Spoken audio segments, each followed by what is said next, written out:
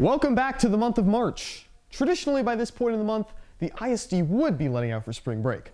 However, with our new 4-day schedule, spring break finds itself nowhere to be seen. While many wish that they were sitting at home, relaxing, scrolling TikTok, watching March Madness on TV, or attending a St. Patrick's Day parade, instead, we must cope with another week of school, another extreme test day, another blood drive. So, in the meantime, hello, and welcome to the show. Let us keep you company this not spring break. William Chrisman High School has had their annual semester blood drive this past week. Speaking to Lauren Douglas, an avid blood donor, she commented, "I chose to donate blood because I wanted to save lives, and I do it every semester to help out as many people as possible."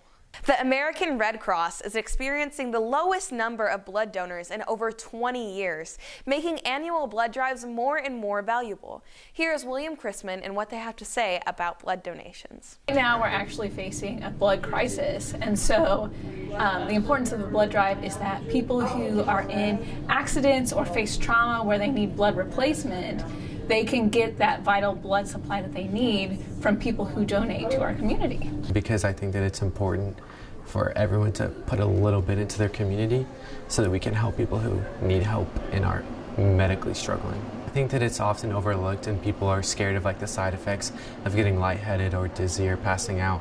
But in all reality, like even if you do experience those, you're guaranteeing that you'll help somebody else who's struggling right now, so it's important to do so. It is daunting for sure, but it's also very rewarding. You know that you are helping someone else out, and yes, you're gonna get stuck with a needle, but they all know what they're doing and they have done this thousands of times. So it's okay to be nervous, but also realize you're helping someone else out, and that's a big deal. It's important, so do it. Awards make us feel like we are accomplished.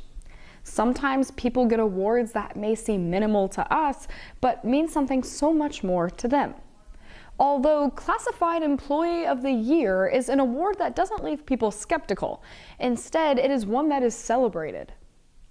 Classified Employee of the Year is awarded to a school staff member that contributes to the success of students and other staff, as well as someone who believes in the high quality of education. This year, this prestigious award was given to no other than Miss Nicole Herod. I was very surprised, very shocked. And then what do you think you do that makes you deserving of the award? I don't know that I do more than anyone else. She is super fantastic. I think we make a great team. However, I certainly like being number 2, so she can be the number 1. But no, she is very kind. She really does go above and beyond for anyone. Anyone that comes in this office, anyone that she talks to on the phone. And she always meets everyone with a very kind and calm demeanor. And even in the face of frustrated parents or students or whatever, she's always very calm. She gives out so much grace, way more than I have in my ability to give out to people. And so it really is a true pleasure to work alongside of her and with her, and we also have a lot of fun too. The relationships that I get to build, for sure, with students, with my coworkers, teachers, the people that come through, parents, visitors, the opportunity to be kind and share who I am with them. Truman staff and students couldn't think of anyone more deserving of this award than Miss Nicole Herod. Congratulations.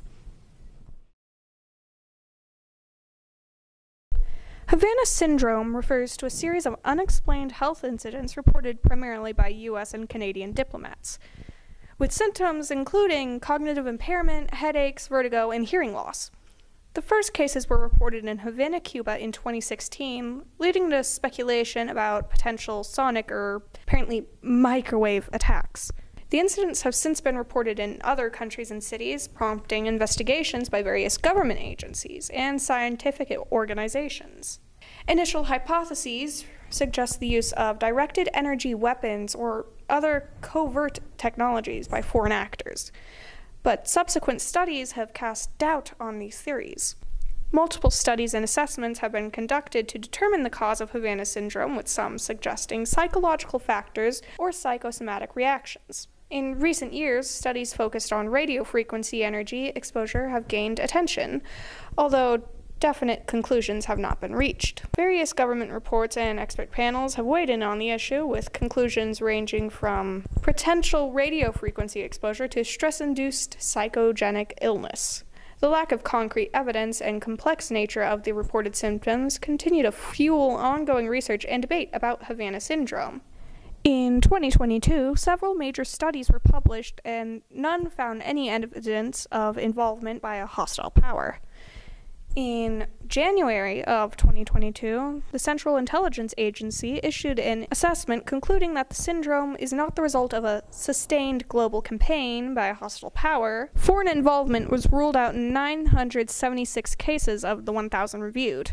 In February, a panel of experts assembled by the Biden administration released an executive summary stating the radio waves could be the cause of injuries reported by some CIA officers and diplomats, but the majority of Havana syndrome incidents could be explained by stress or psychosomatic reactions. In March of 2023, 7 U.S. intelligence agencies completed a review of the proposed cases and released an unclassified report with a census that available intelligence consistently points the involvement of U.S. adversaries in causing the reported incidents, and that a foreign adversary involvement was very unlikely. Despite the report, Pentagon-funded experiments which attempted to recreate Havana syndrome in animals by exposing them to RF waves for extended periods continued. In March of 2024, the National Institutes of Health published 2 medical studies evaluating people reporting Havana syndrome symptoms and found no evidence of brain injury. On Wednesday, March 13th, the U.S. House of Representatives voted to approve a bipartisan bill requiring ByteDance, the parent company of TikTok, to divest from the app or face a ban on all U.S. devices. House Democrats and Republicans argue ByteDance as a company is beholden to the Chinese government, prompting fears that data of U.S. TikTok users could be collected to assist in intelligence gathering. How do you feel about the U.S. House of Representatives voting to ban TikTok unless its parent company ByteDance divests from China? You know, I think it's pretty stupid. We have a lot of bigger issues in our country. I feel like they should be focusing on better issues like the economy. It doesn't really feel like a matter of national security like they're saying. It feels like more of a matter of we don't like this country. They can't be with us and use our stuff. I feel like they're using national security as a sort of blanket for them to just take down the website because they feel like it. The bill remains controversial among the general public, with many expressing concerns as to a prospective ban's consequences for free speech. I think it would be a great impact on a lot of people's opinion on if we can actually have free speech, because I feel like one of the major problems is how much words are being spread on there about some of the wrongdoings the government has done, like sort of their whole take on Palestine and Israel. I do worry about the potential for it becoming a slippery slope of everything that we don't like starts getting banned. I feel the same way about book banning. I think just because you disagree with a book doesn't mean you have to ban it, and I would say I feel the same way about TikTok. Just because you don't like TikTok or you disagree with it on some level, that doesn't mean that it necessarily needs to be banned. A vote in the Senate remains uncertain, though many Senate Republicans, including Marco Rubio, have expressed support for the bill. Earlier this week, President Biden stated his intent to sign the bill into law, should it reach his desk. March 12th was a day reserved for Extreme Test Day, a day where students can take the ACT or work keys. However, as students gathered into their classrooms for testing, they soon realized that they wouldn't be able to take the test at all. It was not a lot that really happened. We just sat there for real. Got through the the tutorial. That's what they call it, the tutorial. We had got through the tutorial, and then I guess the ACT had failed, and then we just sat there in the classroom doing nothing. Pretty much just sat there the whole time, and everybody was just, in my class we were playing hangman because gotta find some time to do something, I guess. It was kind of just boring. Nothing happened during the test. There was no test because ACT sucks. Students had trouble signing on for the ACT and ended up not taking it at all. The test is now being postponed to March 26th, when hopefully any issues involved will be worked out. Good, I didn't want to do it. I was dreading it the whole morning, but now I gotta do it again, and I don't want to do it. How does retaking it make you feel? Depressed.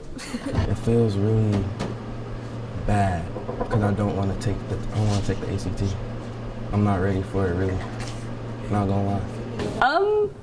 I was very irritated because I was finally ready to take the test. Like, I had spent the whole couple days before it, getting my confidence up, and then it just went all down the drain within the first couple of hours, and it was just very demotivating. Meanwhile, seniors treated this as a senior skip day. Since most didn't have to be at school for the ACT, they got it as a day off. We went to Blue Springs South High School, and we did sand volleyball with a bunch of other seniors. I didn't do nothing for real. I probably just cut hair at home. By the way, if you need a haircut, hey, Blends behind you, hit me up. It felt great, to be honest.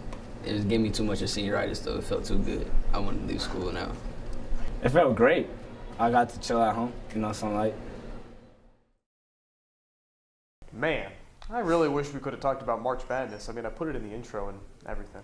Danilo, we have a sports show for a reason. If we cover all the sports, they're not going to have anything to talk about. Okay. Man, I really wish we could have talked about March Madness. I mean, I put it in the intro and everything. Well, Danilo, we have a sports show for a reason. If we cover all the sports stuff, then they won't have anything to talk about. Well, until next time, I guess.